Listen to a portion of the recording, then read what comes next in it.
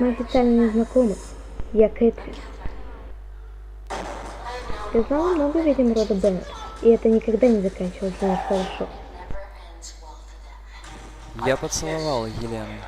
Что значит ты поцеловал Елену? Ну знаешь, две губы прикасаются друг к другу. И почему? Остынь.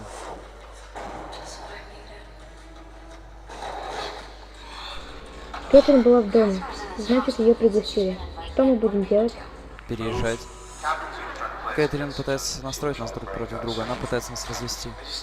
Мне нужна правда, хоть раз. Скажи правду.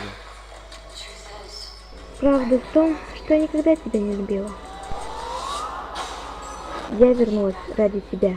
Кэтрин, я тебя ненавижу.